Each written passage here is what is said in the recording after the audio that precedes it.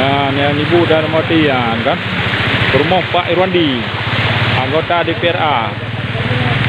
Banyak. Jadi, nyo perjuangan Ibu Darmawati, juga support orangnya, serta anggota DPRK Birun dari PNA.